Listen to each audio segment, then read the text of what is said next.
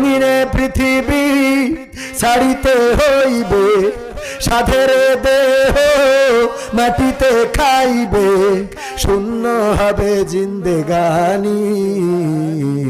কার লাগিয়া এত মায়া, এত চোখের পানি রে মন। কত মানুষের ফোনে কল আসে, আব্বা বলে নামটা সেভ করা। যাদের বাবা নাই, বাবার ওই কলটা তো আর আসে না, বাবার খোঁজ নেয় না। কত বাবাকে দেখি আর পটে যায়, সন্তানকে জড়িয়ে ধরে।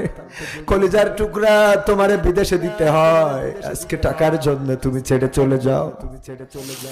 গ্লাস দিয়ে তাকিয়ে থাকে যত দূর চোখ যায়, বাবা তাকিয়ে থাকে আমার কলিজার টুকরা সন্তানটা চলে যায়। কত বাবাকে দেখেছি বাসের মধ্যে বসে এয়ারপোর্ট থেকে চোখের অশ্রু ফেলতে, আর তাকিয়ে থাকে আকাশের দিকে, বিমান চলে যায়, মনে করে এই বিমানেই বুঝি আমার কলিজার টুকরা চলে গেল। আমার ভাইয়েরা, এই তো চলে যাওয়া। একদিন আমি আসি যাই, একদিন আমি আসবো, কিন্তু আর যাব না। আমি যেমন আমার বাবাকে ডেকেছিলাম আব্বা, আমার বাবা যেমন ডাক শোনে নাই, আমার সন্তান একদিন ডাকবে আব্বা, একটাবার কথা বলো। আমি কথা বলবো না, এই তো জীবন, এই তো দুনিয়া, এটাই ছেড়ে চলে যেতে হবে। কার জন্য করছেন, কিসের জন্য করছেন, কাদের জন্য করছেন, সবাই পার করে দেবে। রঙিনে পৃথিবী ছাড়িতে হইবে, সাধের দেহ মাটিতে খাইবে, শূন্য হবে জিন্দেগানি। কার লাগিয়া এত মায়া, এত চোখের পানি রে মন। কার লাগিয়া এত মায়া, এত চোখের পানি। সন্ধ্যা হলে ডুবিবে বেলা, সাঙ্গ হবে ভবের মেলা। সন্ধ্যা হলে ডুবিবে বেলা, সাঙ্গ হবে ভবের মেলা। কেউ বা দিবে আখেরি গোসল, কেউ বা দিবে আখেরি গোসল, কেউ বা আনবে আতর দানি। কার লাগিয়া এত মায়া, এত চোখের পানি রে মন। কার লাগিয়া এত মায়া, এত চোখের পানি। এত আশার বাসা তোমার, নিমিষে যে হবে চুরমার। এত আশার বাসা তোমার, নিমিষে যে হবে চুরমার। ডাকবে ছেলে বাবা বলে, ডাকবে মেয়ে মামা বলে, সাড়া তো দেবে না যে তুমি। কার লাগিয়া এত মায়া, এত চোখের পানি রে মন। কার লাগিয়া এত মায়া, এত চোখের পানি। রঙিনে পৃথিবী ছাড়িতে হইবে, সাধের দেহ মাটিতে খাইবে, শূন্য হবে জিন্দেগানি। কার লাগিয়া এত মায়া, এত চোখের পানি রে মন। কার লাগিয়া এত মায়া, এত চোখের পানি। মারহাবা বলবেন না?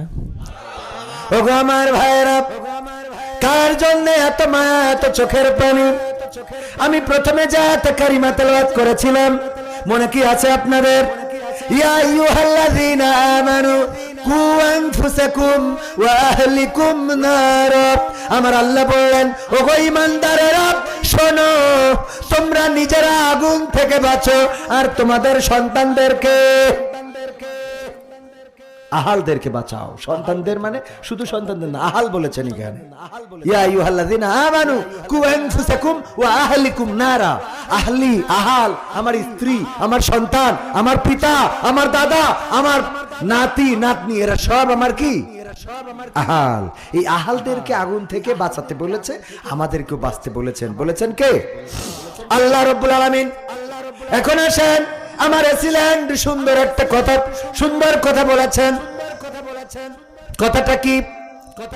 এই গ্রামের ইমাম ছুটিতে যেতে পারেন না, কারণ এই গ্রামে এমন কেউ নাই যে নামাজ পড়াবেন।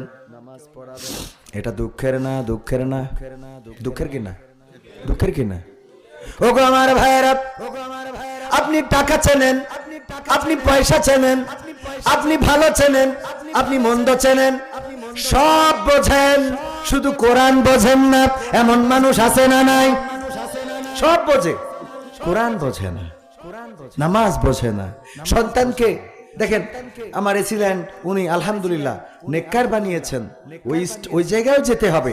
আবার মসজিদের একজন ইমাম, অন্তত যেন ইমাম চলে গেলে সে নামাজ পড়াতে পারে, এমন একজন হওয়ার দরকার আছে না নাই? আহালদেরকে আগুন থেকে যদি বাঁচাতে হয়, তাইলে কোরআনের সাথে সম্পৃক্ততা রাখতে হবে, কোরআনের আঙ্গিকে গড়ে তুলতে হবে। আমার বাবা মারা গিয়েছেন 24 বছর, 6 বছর, 2002 সালের জানুয়ারি, তার মানে 2001 সালেই বলা যায়। আজকে 2025, 24টা বছর তিনি চলে গেলেন, কিন্তু একটা সন্তান, দুইটা, আমার বাবার 5টা সন্তান, 3 ভাই 2 ভাই 3 বোন। তার মধ্যে আলহামদুলিল্লাহ আল্লাহ আমাকে কোরআনের জন্য কবুল করেছেন। মাঝে মাঝে আল্লাহর কাছে দুটি হাত তুলে বলি, ওগো রব, আমার সব সওয়াব আব্বারে দিয়ে দাও, আমার সব ভালো কাজের সওয়াব বাবাকে দিয়ে দাও। আমার বাবার যদি কোনো অপরাধ থেকে থাকে, আমাদের মানুষ করতে গিয়ে হয়তো হারাম ইনকাম করেছে, আমাদের মানুষ করতে গিয়ে হয়তো নামাজ কাজা করেছে, আমাদের মানুষ করতে গিয়ে হয়তো প্রতারণা ছলনার কোন আশ্রয় নিয়ে থাকতে পারে। জানি না কোন গুনাহটা তোমার কাছে, তোমার খাতায় আছে। ওগো রব, তুমি আমার সওয়াবটা আব্বারে দিয়ে দাও, তুমি পরকালে একই সাথে এক জান্নাতে থাকার তৌফিক দিয়ে দিও।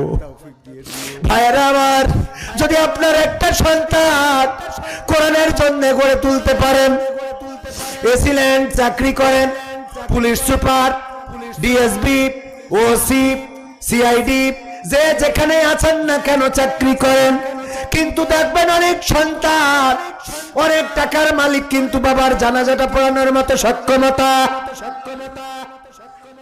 বাবার কবরের কাছে দাঁড়াবেন এই সক্ষমতা।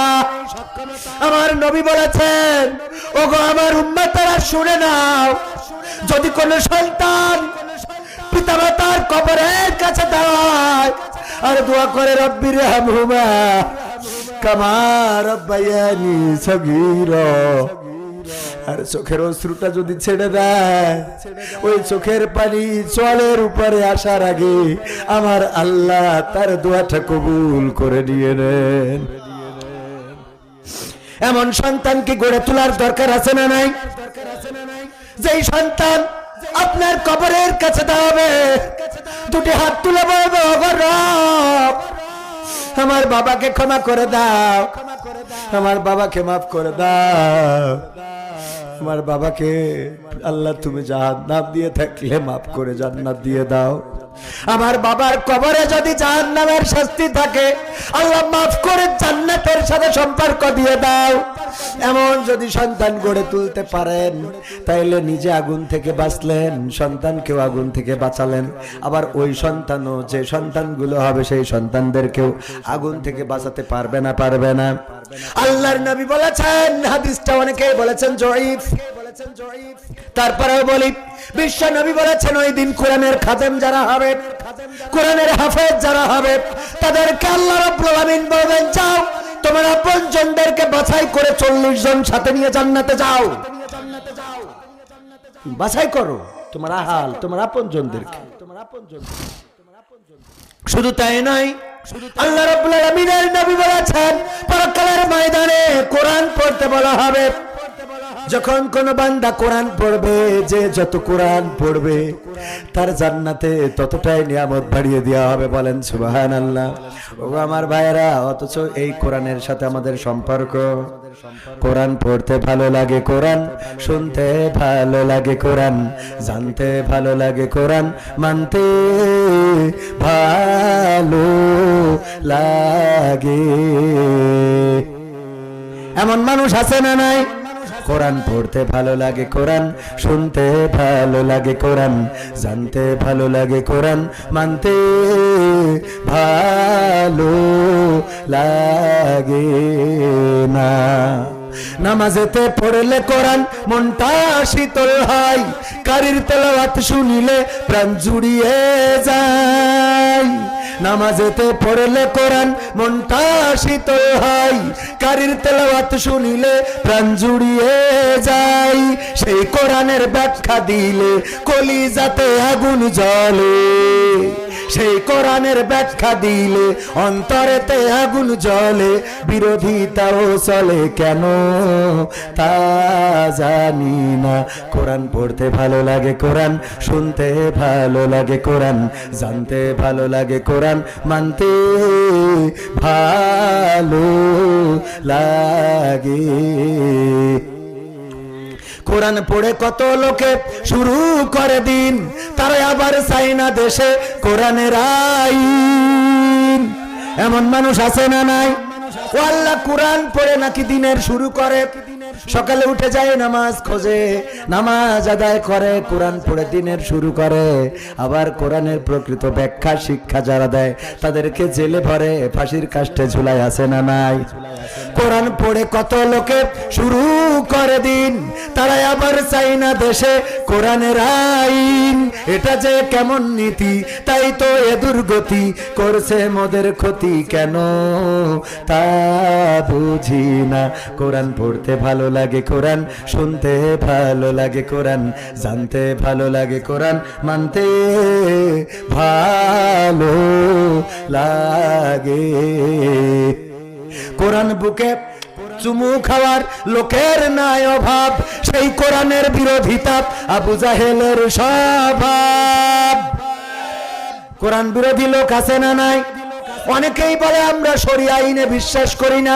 শরিয়া আইন মানে কোরআনের আইন, তার মানে সে কি কোরআন বিশ্বাস করে?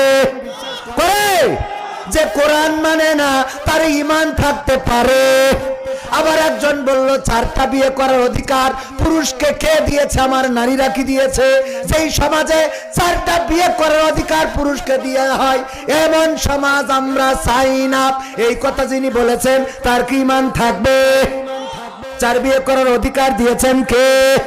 আল্লাহ অধিকার দিয়েছেন, কথা সত্য, কিন্তু অধিকারের আগে আবার একটা কথা বলেছেন, শুরু করেছেন 2 দিয়ে বিয়ে করো, 2, 3 অথবা 4, 2, 3। কিন্তু যদি তোমরা ইনসাফ কায়েমে ব্যর্থ হও তাহলে একজনে সন্তুষ্ট থাকো। আল্লাহু আকবার। ও হাদিস মানে হাদিসই রয়েছে 4টি বিয়ে করা জায়েজ, তা তোর ইনসাফ করতে কই সুডা তোর মানবে কিটা? বিয়ে একখান করি নিয়ে ছোট বউ ছাড়া আর কিছু চেনে না, আছে না নাই? যে এনে যায় ছোট বউ, যে এনে যায় ছোট বউ, বড় বড় আর খবরও নেয় না। ও হাদিস মেনে 4টি বিয়ে করেছে, কিন্তু আয়াতে বলছে ইনসাফ করতে হবে, ওইটা মানে না। ও আল্লাহর ওলি, আছে না নাই?